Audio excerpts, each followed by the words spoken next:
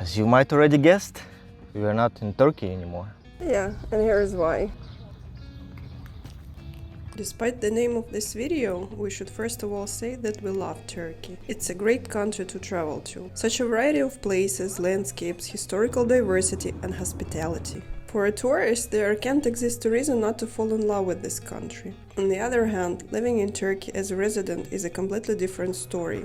We want to share our opinions and reasons on why we decided to leave.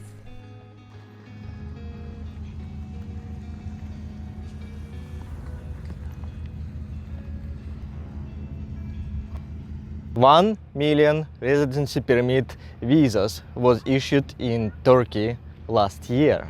It was relatively easy to get a residency permit until December 2022.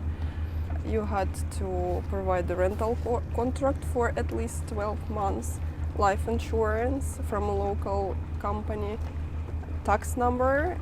That's basically it. In December 2022 something changed. There were no official announcements for that, and they just started to decline everyone and everybody.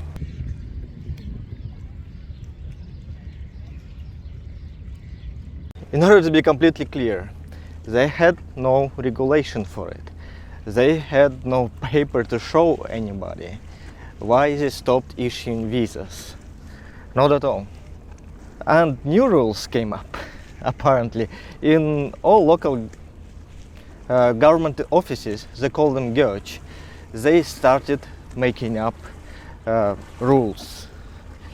Every governmental office would make up their own rules for people, and you couldn't possibly follow those rules. Yeah, interestingly enough, most of them started to ask a new paper called traveling plan for at least 12 months, basically for the whole time of your stay.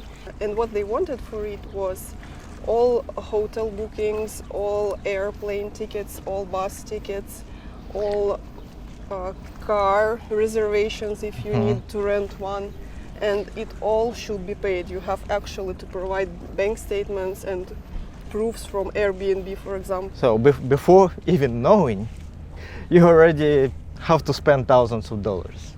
Yeah, and at the same time, according to previous rules, which no one actually canceled before, when you actually get a residency permit, a tourist residency permit, which we all had, you had to be registered at your apartment and you have to physically live there.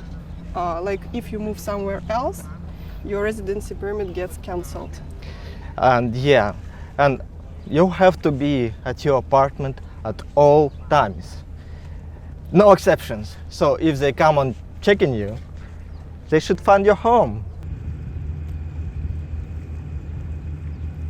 There were police checks, like random police checks, and officers were known to come to people's houses and apartments.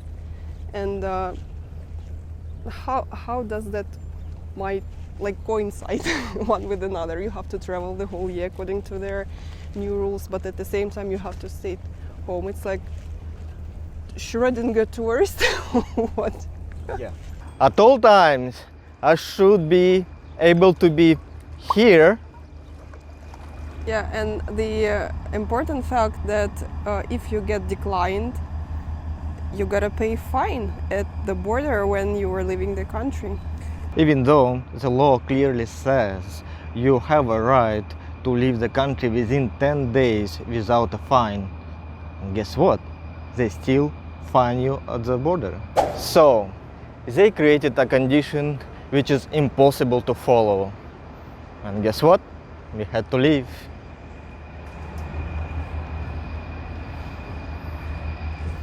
No trust.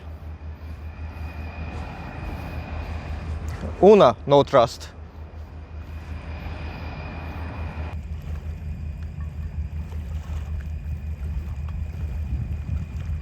On top of that, rental prices immensely raised. 99% of local landlords wanted their tenants to pay in advance for the whole 12 months, which make it pretty hard because if you are rejected, you have to negotiate with the landlord and try to get your money back, which is pretty decent amount. We heard a lot of stories about people who were trying to get their money back and they actually had to hire lawyers and to go to courts. Comparing to 2021, rental prices actually went up twice or more. So a regular one-bedroom apartment in 2021 was about $200 per month, and in 2022 it was already $800 to $1,000 for the same exact apartment. Zwei, no trust.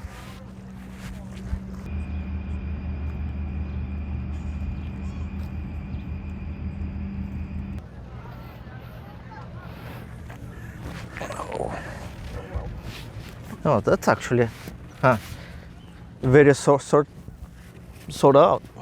Nice. Is it very Soviet? Fixed it. If you've ever been to Turkey, and especially if you did it consistently over a few years up, so what would you notice? The local currency, lira, is falling twice as much every year. So that brings to the point, everything is getting expensive and more expensive, and you can see the prices rise every damn day. Yeah, and what I've noticed, they actually reprint all price tags every 2 days in supermarkets. Doing business in Turkey is so effed up. I'm sorry. Not only you enjoying high taxes, after a year of doing business in Turkey, you are obliged to hire 5 local people in your business. And it doesn't matter if you're like making a lot of profit, little profit, no profit at all. You have to pay them wages, you have to pay social security fees for them, like everything. Yeah, taxes on top. You come to a country trying to do business and it is so expensive. So in these economical conditions, you really cannot do anything and you cannot trust the system again because they don't do anything about it. 3, no trust. Another story is Turkish banks. So when we just arrived, we were actually thinking of staying in Turkey for a couple of years maybe. To be able to extend our residency permits, you have to have a local bank account and send money to that account to spend it here. To prove your financial independence to the country and to the migration office, so that they are sure that you are not a competitor to local people and you won't take their jobs. First, you need to find a bank which would like to open your bank account. Not all of them would open up a bank account without a residency permit. When you come to a local office of a bank, some of them start to demand deposits.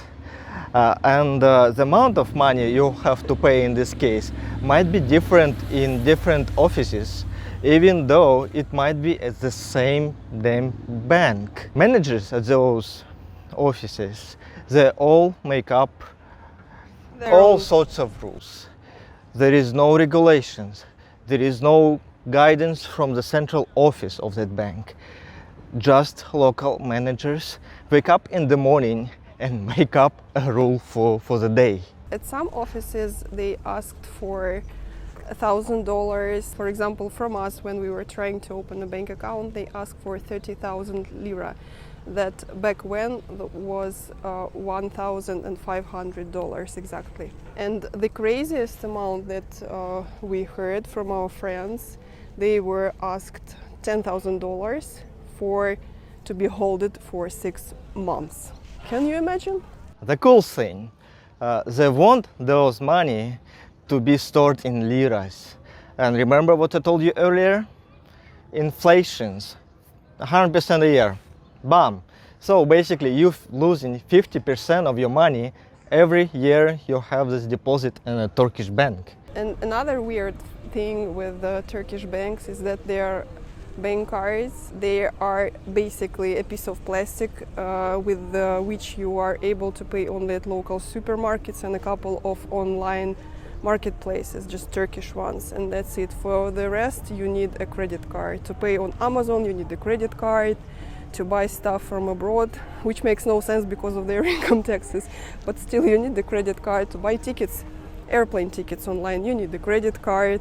This was a story of recent days that happened with one Turkish bank basically 2 weeks ago. They started closing banking accounts with less than 2,000 liras on them. But what they would do, they would just take your money and take them, close bank account, and you cannot do anything about it. I mean, you could do, but for that you'll have to go to the exact office you opened the bank account at. What they said, eventually when people start to complain and it all reached mass media, like social media, television news everywhere, so they said it was a technical issue. Yeah, and they would reopen all accounts back, but to be able to get your money, yes, you literally have to walk to the bank office and to physically take it. Quattro, no trust. One more thing is that, as many of you know, there were a series of terrible earthquakes in the east of Turkey. I mean, Antalya, where we lived, is one of the safest places. If you check out the earthquake map of the whole Turkey, you'll see that Antalya is one of the safest places. When we saw this many violations in building construction, and we kind of realized we have no power to say whether our building or building next to us is built with all the proper regulations. Yeah, and standards, and there was the only one, just single city in the whole east, the territory that suffered from earthquakes. It was the city called Erzin, where they had no high buildings. Their, how do you call it, governor or mayor, he controlled everything in construction basically himself, and he didn't allow us to build buildings higher than 5 floors, I guess. Yeah, that's why there were no people who suffered from earthquake, no deaths. It's kind of nerve-wracking because we actually felt some ground shaking during the time, and it was a little bit concerning because you have no way to tell if your building is going to collapse. Is it actually the owners followed all the proper regulations and such? It was quite a shock for everybody. It was quite a shock for us, yeah. And you know what the government did with it? They mandated to have an insurance. That's all. Yeah. That's all they did. Everyone should have it. Yeah, you basically go and buy insurance. That's what you do. Yeah. So you can get, I mean, at least it's something you can get covered for the damages, but at the same time, they didn't do anything regarding to safety. Yes, actually, we were like very sorry to hear that sad news. Thousands of people died, and it all could have been avoided. This one is pretty sad, but Besh, no trust.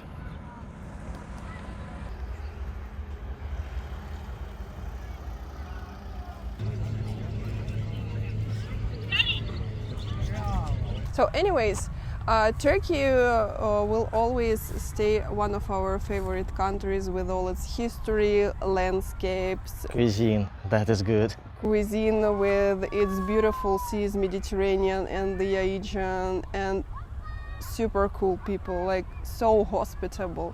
You can barely find anywhere. It was a good year. We enjoyed it to the max. Turkey is a fantastic country to travel to as a tourist, but for living, maybe a bit later. Yeah, not now, unfortunately. Not now, guys. Not now. We see you in another video. Yeah, please subscribe, give your thumbs up. Yeah, and have a good day, have a good week, yeah, have a good night. Yeah, enjoy the planet while you can. Yeah, bye. Bye.